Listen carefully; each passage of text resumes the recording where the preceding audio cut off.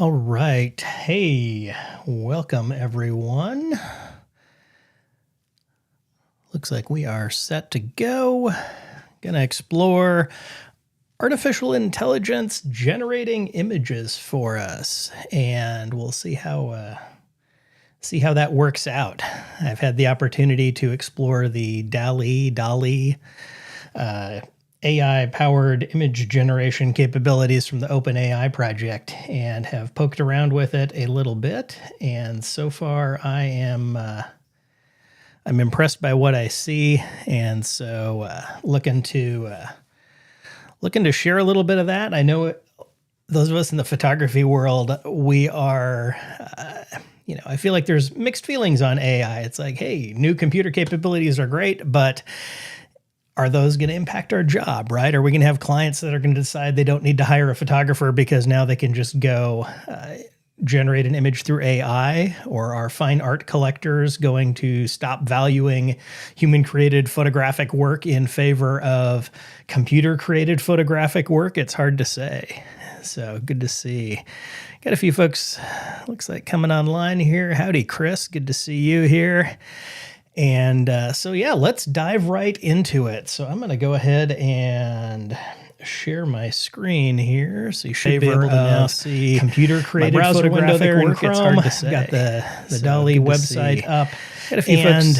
Looks like coming online here. Howdy, Chris. Good to see you here. Move this picture-in-picture so yeah, let's dive right into it. So I'm going to go ahead and make it a little smaller. You can see me, but should be able to see too much of the website. Browser window there in Chrome. Got the way that this works is using textual demonstration coming online here. Howdy, Chris. Good to see you here. And so yeah, let's dive right into impressionist oil painting of sunflowers in a purple vase. Make it a little smaller. That's one thing to go. What I'm thinking is browser window there in Chrome. The way that this works is using textual demonstration coming online here. Howdy, Chris. Good to see you here. And so yeah, let's dive right into impressionist oil painting of sunflowers in a purple vase. That's one thing to go. What I'm thinking is browser window there. All right, I think the way that this works taken care of using textual demonstration coming online here. Howdy, Chris. Good to see you here. And so yeah, let's dive taken care of impressionist oil painting of sunflowers in a purple vase. That's one thing to go. What I'm thinking is browser window there. All right, I think the way that this works taken care of using textual demonstration coming online here. Howdy, Chris. Good to see you here. Hopefully at this point, yeah, got the idea taken care of. Hopefully that's the case. Going nice. That's one thing to go. Over to the live. What I'm thinking is browser window there. All right, I think the way that this works taken care of using textual demonstration coming online here. Howdy, Chris. Good to see you here. Hopefully at this point, yeah, got the idea taken care of. Hopefully that's the case. Going nice. That's one thing to go. Over to the live. What I'm thinking is browser window there. All right, I think the way that this works taken care of using textual demonstration coming online here. Tackle this audio here. Hopefully at this point, yeah, got the idea taken care of. Hopefully that's the case. Going nice. That's one thing to go. Over to the live. What I'm thinking is browser window there. All right, I think the way that this works taken care of using textual demonstration coming online here. Tackle this audio here. Hopefully at this point, yeah, got the idea taken care of. Hopefully that's the case. All right. Yes, I think that may have been it. Hoping we are good now. Hoping it should be good now. Now, I am talking about cucumbers. If you can hear me talking about cucumbers with the audio is good, we're all set to go. Hopefully, we're good now. Okay, sweet, cool. Again, this is what happens when you're a new streamer, right? So fantastic. looks like we're good to go at this point on the audio. Sweet. So, hey, thanks for giving me a heads up about that. And obviously, if anything else is goofy, feel free to drop that into the chat so that I can know. So let's kind of start again here. So we are on the DALL-E website, and the way that this works is you give it a text description of what you would like it to generate for you. And so the kind of the example that you're seeing on the screen here is it's saying an impressionist oil painting of sunflowers in a purple vase. That'd be great. And the question, I think we're all wondering is, what exactly can it do? And if you're somebody who creates visual art, like myself as a photographer, I know we've got at least one other photographer tuned in here as well, is this going to be able to compete with you, right? Our client's going to go for an AI generated image in favor of hiring a photographer? Is an art collector going to be interested in a computer generated piece of art as opposed to something that a photographer has done? And it's hard to say. I think there's a couple aspects of it. I think when it comes to the art collectors are collecting art because they like collecting the art. And there's an aspect of that is they like the artists creating the art. And so, sure, if somebody's just looking for a cheap way to put something pretty on their wall, maybe AI art will be a part of that in the future. If they're really looking to collect art created by artists, maybe those artists are going to incorporate some AI into their tools, but I don't think fine art creators are going to go out of business or have anything any worse than it already is, right? The fine art business world is a challenge, as it is even pre-artificial intelligence. And I don't think this will make it any worse. So let's dive right in. Let's look at some examples. That's what you're here for. So, I'm going to drop into this browser window and I'm going to start by giving it a description of just a scene that we can have it create and see what it comes up with. One of the other things that it can do is to upload an image and make some edits to that. Today, I want to focus on the image generation part of it. So let's say, a morning image of a hot air balloon sitting in a dirt field with green fields around it on a sunny day. And let's say it's a hot air balloon sitting inflated, just to make that clear. In a dirt field with green fields around it on a sunny day, let's make it a yellow hot air balloon. And let's see what we can get here from this, right? So we're going to, I have a picture in my mind. It may be based on an image I've taken in the past that I'll show you in just a moment. Let's see what the tool can do. So it is now working. It is generating things. We're watching the progress bar kind of scroll across the screen here as the computer does its work.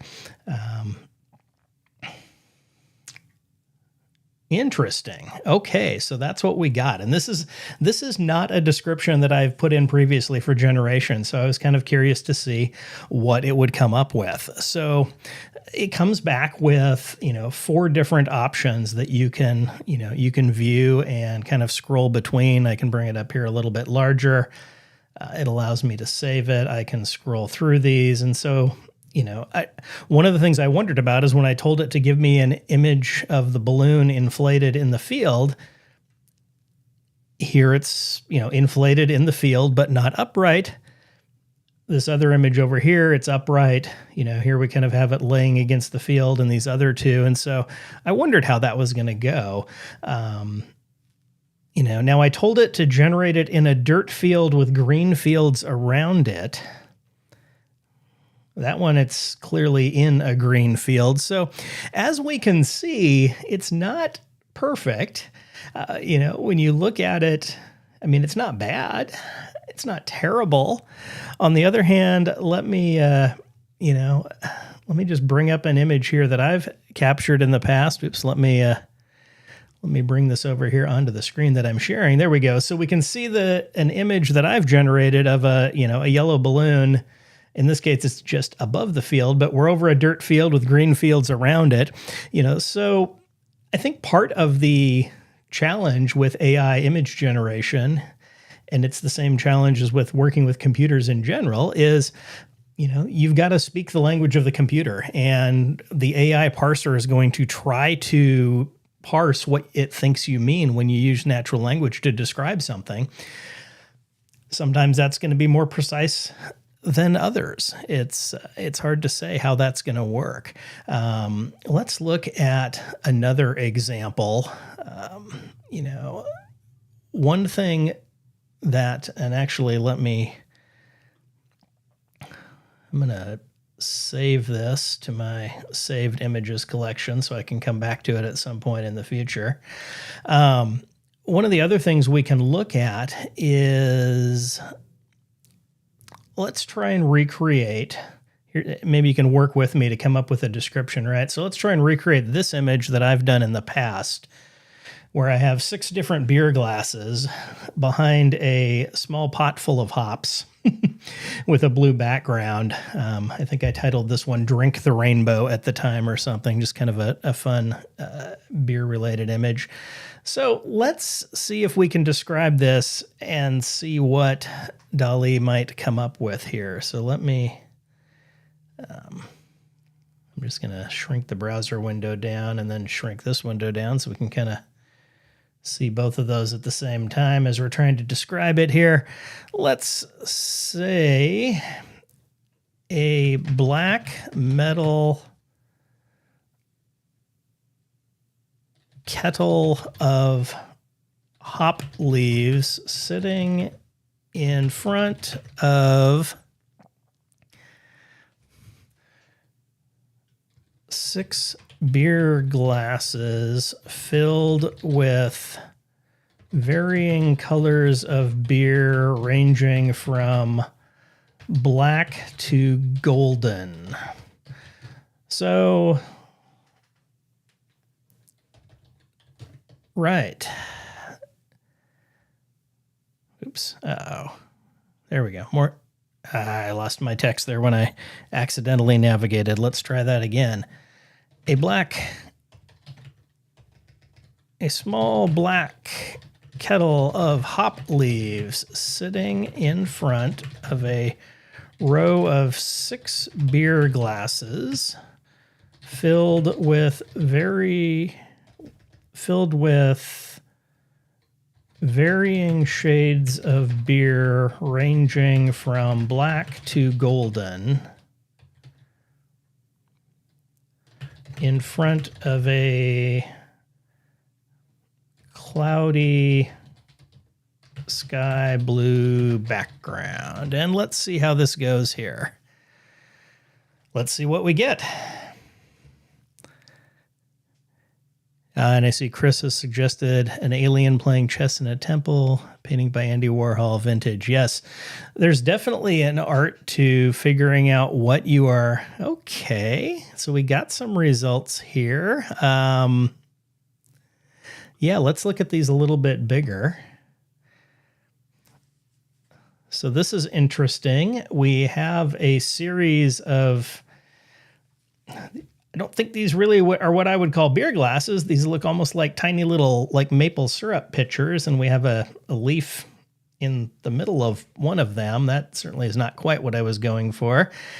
Here it's interesting in that we do have a series of tiny little beer steins with colors that range. And again, we've got a couple varying colors of beer. It seems to have completely missed the whole like hops in a kettle aspect. Perhaps kettle's not a word that it's used to doing. I mean, this one here is getting closer in that we now have a container with the hop leaves in them. It's not in front of the beer glasses as I described, but yeah, I'm gonna go ahead and save a couple of these off just as examples of things gone right and things gone wrong. So yeah, that's interesting. Let's go with the suggestion that Chris put in here and see what we can get if we if we go with the Chris's suggestion, let's see if I can easily just copy and paste that text. Not super easy. I will retype it. An alien playing chess in a temple.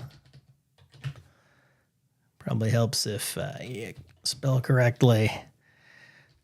Painting by Andy Warhol. Warhol. Vintage. Let's see what we get here. And what's interesting is we'll see what we get here, and then I'd be curious to see what we can do to recreate what might be a typical, even just like a stock photography image that a business might use. Okay. I'm curious if this is an example that Chris had seen done before with this tool, but it is interesting to see, what we get. Obviously, it's not looking at just the subject matter that we're giving it. It's also considering, stylistic choices, right? So, we said that we wanted a painting by Andy Warhol. And so we're getting something that's definitely looks more like a painting. It's less photorealistic than the first couple things we generated. Wacky,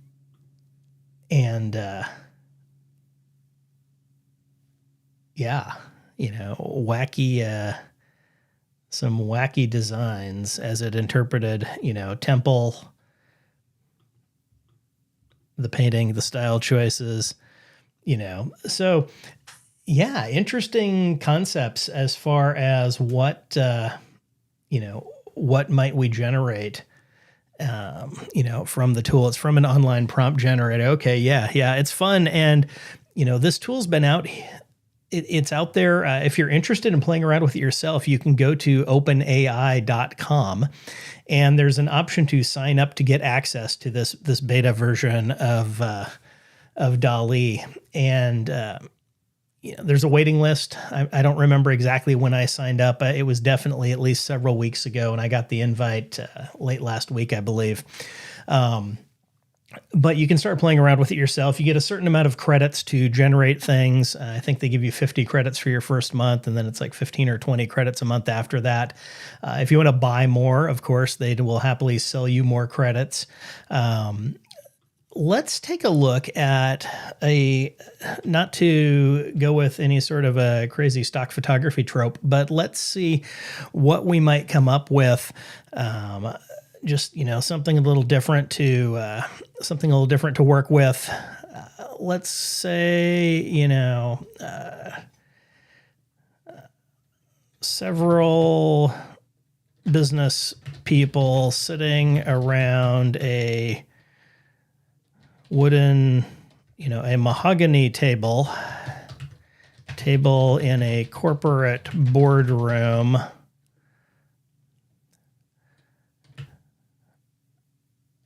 having a meeting and arguing over financial charts.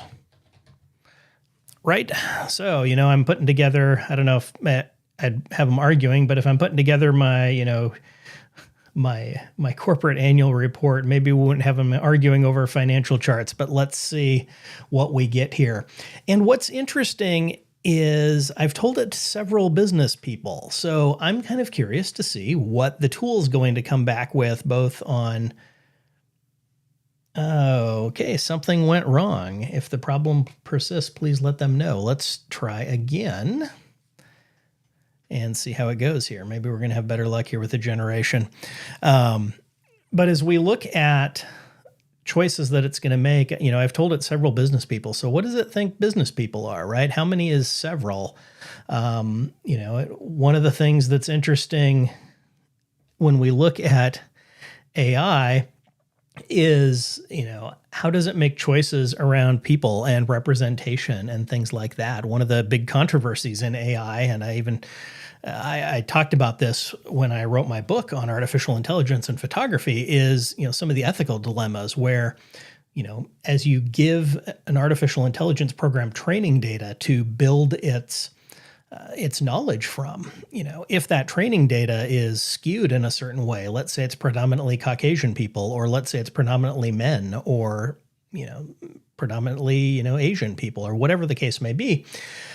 As you give it that training data, that can influence the results. And so I was kind of curious to see, when I tell it several business people, what does it give me? And, obviously this first image here that it's created, we have a woman who, I think we could safely say, she looks like she's probably Asian. This next image has several white guys, it looks like, arguing over these papers. It's interesting to see the roughness of the skin tones, the textures, the hand gestures, things like that here. I will be honest, I expected this to look, a little more refined. Now, I didn't tell it a photograph, so maybe it's giving me its artistic interpretations here. As I move on to the next one, again, we've got several white guys. The one over on the left, I can't quite tell what's on top of his head. Looks like a really bad toupee, maybe. I suppose that could happen in a corporate board environment. But that's kind of funny to see. So as we're doing this, here we now have several people. Looks like we've got a pie chart projected up onto the wall. There's definitely a painterly image that we got here in these results. I'm going to save these so I can come back to them later.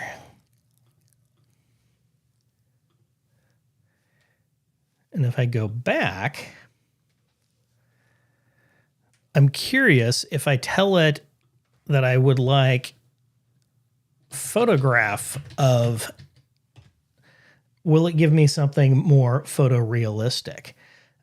Or how does it differ from what we just got? So let's see how this looks here now that I specifically told it I'm looking for a photograph.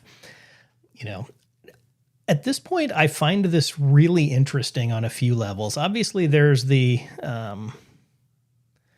angle of just, playing around with it for fun, considering how we could potentially generate art or generate stock type images. So now that I told it I wanted a photograph,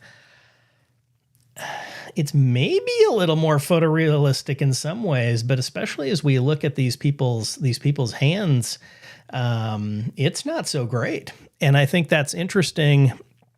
If any of you have followed any of the kind of the news about the metaverse, there's lots of talk of, this virtual world where we're all going to have these avatars. And one of the things that's been discussed is that the avatars are essentially kind of floating heads. They're like chest up, which perhaps one of the reasons for that is that the computers aren't quite there in generating good, realistic rest of our bodies. As we look at this image here with these folks around this table, as you look at their hands, there's some issues there, right? The gentleman in the back looks like he's holding probably a pair of glasses, but it doesn't even really fully look like a pair of glasses. There's like an extra stem screwing, kind of skewing across it. And so Chris had an interesting idea of adding in detailed or 8K or photorealistic. I think that's certainly worth exploring. Some of these aren't too bad. I mean, this one here's, if we ignore kind of what's going on with the glasses on the person's face in the middle, this is probably one of the better ones. But let's give this image scene one more shot. And let's say photorealistic image of photorealistic detailed image of several business people, blah, blah, blah, sitting around, It's also interesting. I told it I wanted it sitting around a mahogany table, and I'm very certain that in our third image here, the third from the left, I don't think that's mahogany. I'm not an expert word worker myself, but I think that should definitely be darker. And yeah, the faces are a little strange looking. There are other tools that can generate AI faces. And actually, let me let me pull one of those up real quick, actually. AI face generator. I'm trying to remember the name of the tool, right? This person does not exist. Yes, this is one of the ones I've used before. And I actually, every time you go to this website, this person does not exist, it generates a new AI generated face. Obviously, this looks like a photorealistic picture of a face.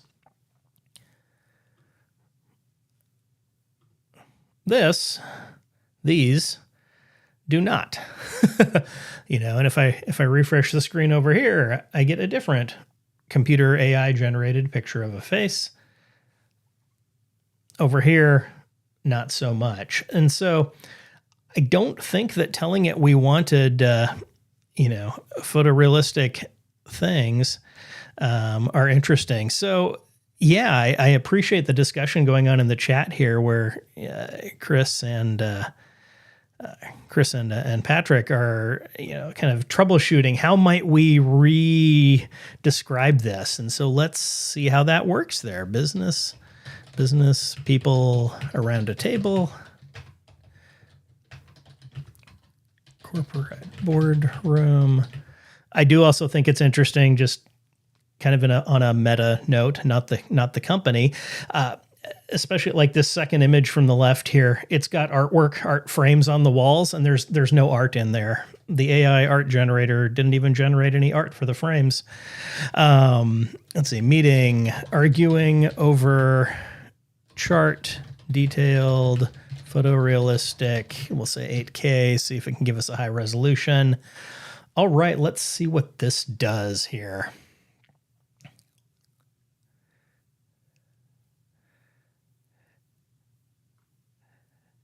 These things are interesting on their own, and at this point, they're kind of a curiosity and a conversation piece.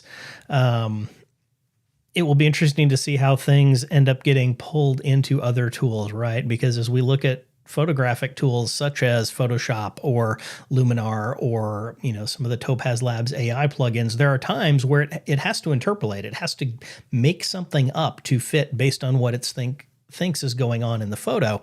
And so the better it gets at that, the more it's going to impact our work. And this one certainly did not land really in the photorealistic category. In fact, everything's very kind of painted and smoothed, and maybe looks like my first bad attempt at doing some digital artwork based on a photo. This is a very interesting financial chart. That's quite the rainbow of graph lines there. I don't know what happened to the face of that person right there in the middle, whose head is kind of nearest to that pie chart. This. I think we made an interesting effort. This guy is emerging out of the table, it appears. This did not really, not quite give us what we were looking for. This is one of those things where I feel like if you were looking at it from if it was very small and you were looking at it from a long distance away, you might be like, oh yeah, it's people sitting around a table, and not think too much of it. But for any sort of purpose where you're going to look at this image on a computer at this resolution, clearly this is a curiosity. Now, what's interesting is when we've seen, AI generated artwork purely for artwork's sake, it can do some really interesting stuff. I mean, I think that example that, we did with the aliens, right? I mean, sure, this is really interesting. And there's any number of, interesting things we could come up with where, I mean, even if we were to say, I mean, okay. Should I look at the pie chart with the half circle on the second image? Let me go back to those. Oh, the pie. Is this the one you're looking at, Patrick, I think? Yeah, it's kind of interesting to see what we've got going on there. It makes you wonder, what if we, if we give it something, if we stop trying to be so photorealistic, if we let it go abstract, I mean, let's say we want to have, sunrise, okay, let's see, photorealistic sunrise at a ocean harbor with numerous boats in a marina. Let's make it numerous sailboats. I don't know. Probably won't have a ton of sailboats out on the ocean, but hey, we can play with it here. With sea lions lounging on the wooden docks and a grandfather walking along the dock with his grandson. Sure, let's see what we get here. And yeah, we can jump back to that yellow part of that pie chart. It was an interesting, just kind of weird shape. It was certainly not a pie chart shape. I mean, definitely a lot of creativity. Okay, so this is kind of interesting. I think what what we've definitely found is telling it photorealistic does not do anything here. Okay, so we've got a sunrise. We've got sailboats. I don't know if that's supposed to be the grandfather and his grandson over here in the lower right. They look like they're wearing Jedi robes. I mean, maybe it's Obi-Wan Kenobi or something out here walking along the docks. As I scroll through it, some of these get a little bit better, right? We have people walking along the docks. I don't know there's anything particularly grandfather-grandson about this.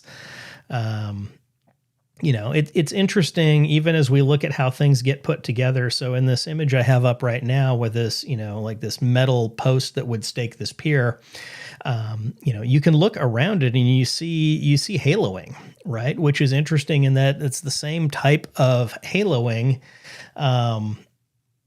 that a photographer might get if they were doing really bad image compositing or really bad like high dynamic range tone mapping in one of our photo tools. Is that sometimes one of the telltales of that being done is some bad haloing around objects, and you get this same thing here with this compositing. These are interesting couple of sea lions sitting down here in the front left in front of this. I mean, they're more realistic than maybe than on the last one. This one's interesting in that we have a sea lion that appears to either be floating or lounging directly on the surface of the water, as opposed to being in the water. I can't really tell if that's supposed to be the grandson or what right behind the sea lion in the water. The boats are kind of interesting in this one. So, as a tool to purely generate some art, it's kind of interesting. This one here, we got what, based on the height, seems like it might clearly be a grandson. I don't know where the grandfather went. We got things that I can say, hey, that's a sea lion. So varying degrees of success with this example. Some better than others. This gets maybe a nice, better looking grandpa. The other one had a better looking grandson.